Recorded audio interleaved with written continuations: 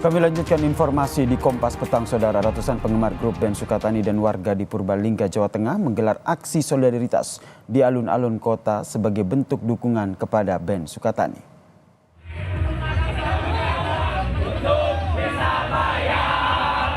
Aksi massa ini digelar sebagai bentuk dukungan terhadap grup band lokal kebanggaan mereka yang diduga mengalami tekanan karena lagu mereka yang berjudul Bayar Bayar Bayar ini berisi kritikan. Juru bicara pengunjuk rasa menyatakan bahwa justru lagu Bayar Bayar Bayar itu bisa membangun dan menjadi renungan bagi Polri untuk lebih baik dalam bekerja sehingga institusi Polri tidak perlu risih atau tersinggung dengan lagu tersebut. Kepada teman-teman Sukatani yang beberapa hari lalu baru saja muncul video permintaan maaf terkait lagunya Bayar Bayar Bayar, yang sebenarnya itu adalah bagian dari kritik dari kepada institusi kepolisian gitu.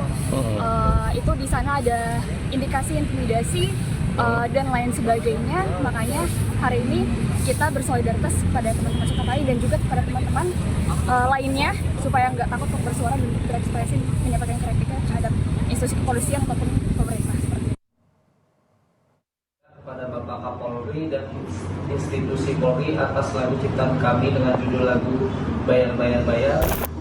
Polda Jawa Tengah membenarkan Propam Polda Jateng telah memeriksa 4 orang personel Nit Cyber Polda Jawa Tengah terkait dengan lagu Bayar Bayar Bayar dari grup band Sukatani. Dalam pernyataan tertulisnya dengan Kompas TV, Kabid Humas Polda Jawa Tengah Kombes Artanto menyebut pemeriksaan dari Propam Polda Jateng mewakili Div Propam Mabes Polri guna mengawasi tugas anggota dan meyakinkan profesionalisme.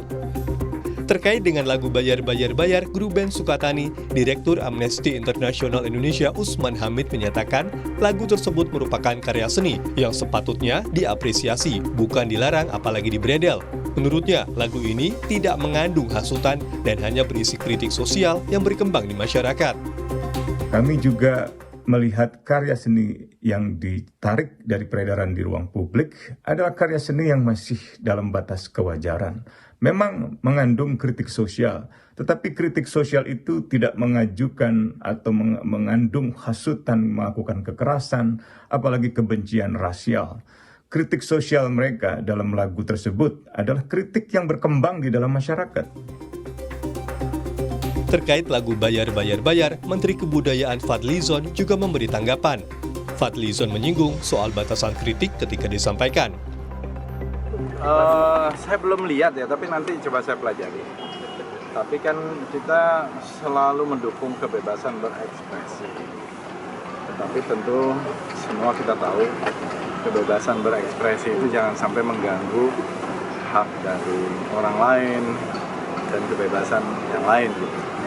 Misalnya kalau semangatnya saya kira maksudnya kan yang memang mengkritik itu saya kira tidak ada masalah.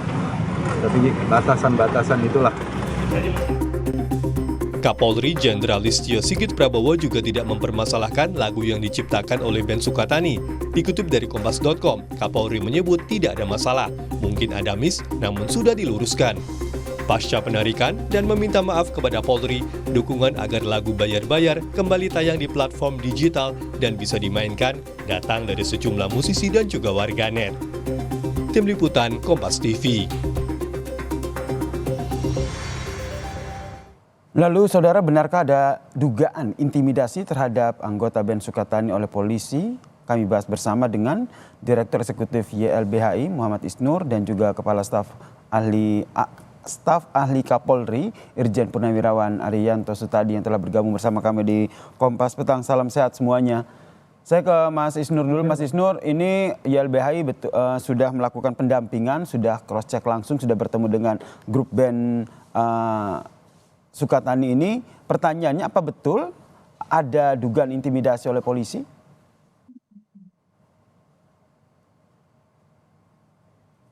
Mas Isnur, boleh dibuka dulu? Oke, silakan. Ya, kami secara pribadi sudah berhubungan secara langsung. Saya sendiri sudah berkomunikasi by phone.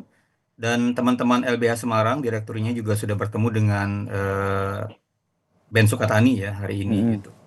Dan kita mencoba bertanya karena ada banyak informasi yang beredar melalui teman-temannya atau jejaring di sosial media Tapi kan juga sudah diakui ya bahwa beberapa anggota Ditsiber ya yang saya yakin itu adalah reserse menemui mereka dan mengklarifikasi gitu.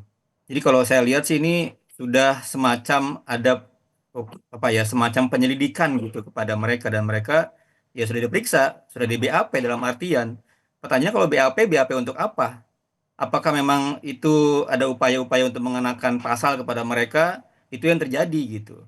Dan itu kan bukan hanya sekali kan, bukan hanya di Purbalingga, tapi juga terjadi di saat mereka pulang dari Bali. Mm-mm. Mereka akhirnya bertemu di Banyuwangi dan diperiksa di kantor polsek setempat gitu. Itu rangkaian-rangkaian itu yang membuat mereka akhirnya tertekan kan. Mereka membuat pernyataan minta maaf dan video dan ini yang kedua. Mm-mm. Jadi mereka juga membuat surat pernyataan ditujukan kepada Kepala Direktorat Siber, kepada Kapolri gitu. Dan itu diulangi kembali di Banyuwangi. Jadi ini nampaknya kok ada apa ya? Ya mereka melihat ada sesuatu yang kok begini gitu. Dan mereka Mm-mm. akhirnya buat permintaan maaf itu dari rangkaian banyak hal ya. Apalagi kita juga mendengar di media sudah banyak ceritanya sekolah tiba-tiba memberhentikan setelah pemeriksaan mereka awal gitu. Jadi ini apakah ada hubungannya antara pemeriksaan mereka yang di awal gitu dengan PHK juga dari sekolah tiba-tiba gitu. Jadi yang ditangkap oleh YLBH ini membuat video klarifikasi, kemudian membuat surat pernyataan. Ini anggota grup band Sukatani ini di bawah tekanan. Iya, tentu harus dilihat seperti itu. Walaupun dalam pernyataannya tidak ada tekanan, tapi rangkaian-rangkaian yang mereka alami, pemeriksaan-pemeriksaan yang dilakukan itu bagi masyarakat biasa adalah sebuah tekanan. Baik, saya ke staf ahli Kapolri, Pak Arianto Sutadi. Bagaimana Anda melihat menanggapi apa yang tadi disampaikan oleh Mas Isnur terkait dengan pemeriksaan, kemudian ada Ya, dugaan saya ingin tekanan. tanggapin ya. Mm-mm. Ya, sejak dari awal berita mengenai rame-ramenya ini ya, saya punya pendapat waktu itu bahwa apa yang disampaikan di dalam lagu itu menurut hemat saya itu bentuk satu ungkapan daripada perasaan masyarakat terhadap kinerja polisi. Kira-kira gitulah kesannya yang disampaikan. Dan kalau ditanya apakah itu ujaran kebencian, menurut saya itu bukan. Itu merupakan salah satu bentuk kritik yang menurut saya kritik yang masih wajar, bisa kebanyakan apabila ada isu-isu atau pemberitaan atau apa yang kira-kira menimbulkan apa itu sorotan kepada polisi, pasti dia akan bereaksi melihat apakah itu melanggar ITE. Jadi menurut Anda Pak Sutadi, apakah penyelidikan yang dilakukan oleh polisi ini sudah sesuai dengan tupoksi atau mereka memang benar-benar bertindak secara profesional? Saya Baik, kami nggak ngerti siapa kira-kira, tapi yang jelas pasti bukan polisi Pak Kapolri lah. Pak Kapolri itu menerima kritik kok, kemudian mengatakan kritik sebagai obat, malah kritik sebagai teman dan sebagainya. Malah kemarin Humas memfasilitasi lomba mengkritik dan sebagainya. Jadi kemarin itu bisa dikatakan ya itu adalah yang melakukan intimidasi dalam tanda petik ya, kalau dianggap oleh YLBHI bahwa itu suatu intimidasi. Itu kira-kira tindakan pemanggilan kepada itu ya, musisi itu yang dilakukan oleh anggota Polri bagian cyber dalam rangka untuk menyelidiki apakah itu termasuk dalam undang-undang yang melanggar ITE apa tidak. Itu pada tahap itulah kira-kira. Nah, mereka itu sebagai anggota reserse dalam pertimbangan saya, mereka itu tidak menduga bahwa tindakan itu justru akan merugikan polisi, karena itu dianggap sebagai polisi yang mengintimidasi kan, polisi yang membungkam kebebasan berpendapat gitu.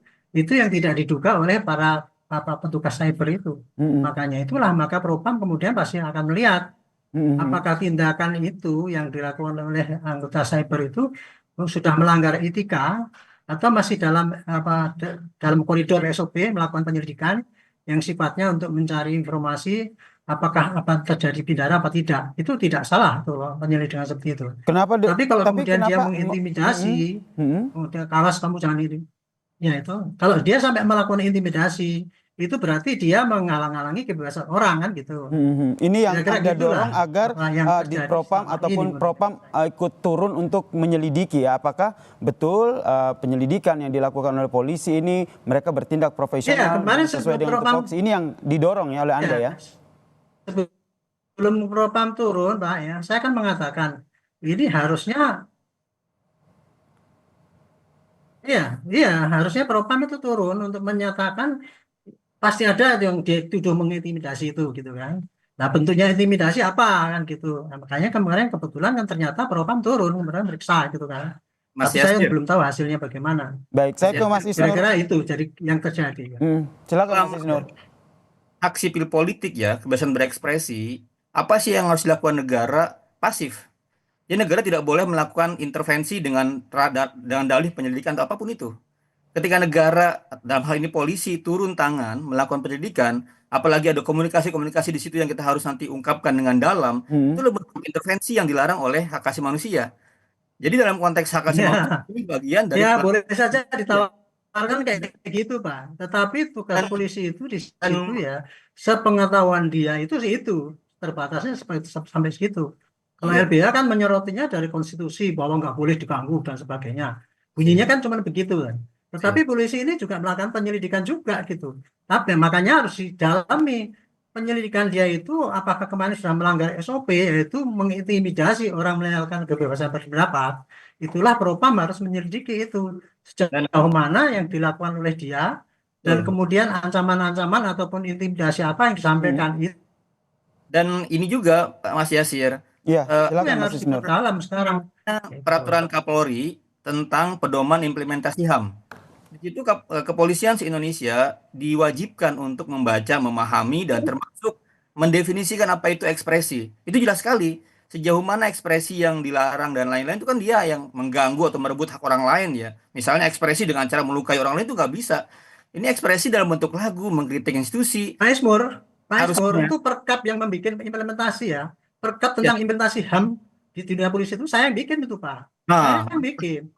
Saya membuat waktu itu dengan Mas Usman Hamid, saya panggil semua dari AOM semua, LSM semua saya panggil. Dan saya bikinlah itu. Makanya saya yakin benar ya bahwa policy daripada polisi itu tidak mungkin dia akan membatasi kebebasan orang berpendapat. Tetapi tugas di dalam penyelidikan itu saya atur juga. Dalam penyelidikan, polisi itu boleh saja melakukan tindakan, tapi nggak boleh melakukan tindakan yang banyak paksa ataupun melanggar hukum dan sebagainya. Itu ada dalam tahap penyelidikan itu. Jadi kalau sekarang ini ya, Oke. dengan adanya itu kabar bahwa itu ada intimidasi, maka kita mesti selidiki apakah memang betul-betul itu tindakan intimidasi oleh aparat untuk supaya orang itu tidak bebas berpendapat, atau dugaan menurut pengetahuan dia bahwa liriknya kan itu kan ya seakan-akan dalam tanda petik kan menyerang polisi gitu. Apakah ini sudah masuk dalam tindak pidana etik? Itu perlu Oke, penyelidikan jadi gitu. yang Kira-kira digarisbawahi segitu oleh kan. Pak Rianto adalah bagaimana ini benar-benar diselidiki apakah betul ada intimidasi atau tidak. Kita Ya, harus dan ini melihat Mas Yasir, hasilnya dulu ya seperti apa. Nah, saya betul. ke Mas Isnur terakhir. Ini melihat kondisi ini seperti ada ini. dua hal. Pertama, selama proses dengar laporan dari tempat-tempat yang lain bahwa ketika mengundang Ben Sukatani itu ada halang-halangan, tidak diberikan izin oleh aparat setempat untuk menampilkan Ben Sukatani.